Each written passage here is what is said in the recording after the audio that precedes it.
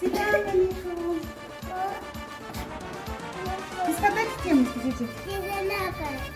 Son. Ayşe'nin yanına tutuyoruz. Baba gelmiyor. Kartanaya karlayacağımız. Kartanaya karlayacağımız. Ne yapacağız? Ne yapacağız? Bayram şerifimiz hayırlı ve mübarek olsun kartanaya.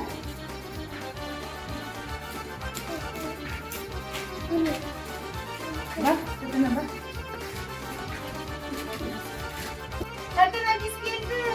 Vay, çıplak.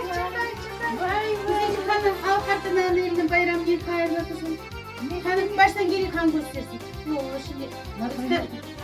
Geç. Yavaş geri kan geçeceğim barınca. Kartananın eline al. Vay bağlanım, şöyle oturunduk söyledik.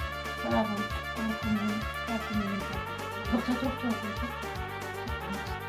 Sağ ol. Aklımın.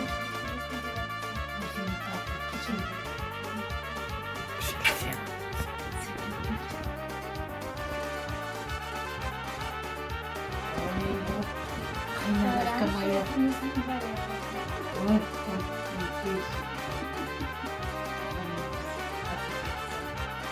Kızım sağda vereyim mi? Ya kızım, kım canını ağrıttı.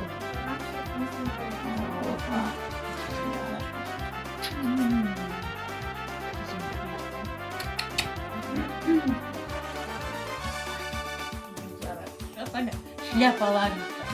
Kes yer kartana. Beş. Unuttum var. Ya. Bayram şerifimiz hayırlı olsun. Size de vereyim story. Sağ ol babam. Bunlar da yapın. Ne babam sağda? Aslında Sağ ben. ol. Sağ ol babacığım sağ. Onu kana ana. Dur. Ana onu. Yanımda da ona. Onunka da ona. Aa daha yedi de onu. Dur.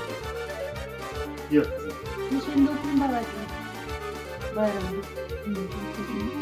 Allah sağ ol. Bana. Bir sana da vereyim ha. Bir sana da. Gel. Eli vermedim mi? Sağ ol. Bak kalsın. Hadi koyalım. Başma. Sen önden. Nazlı.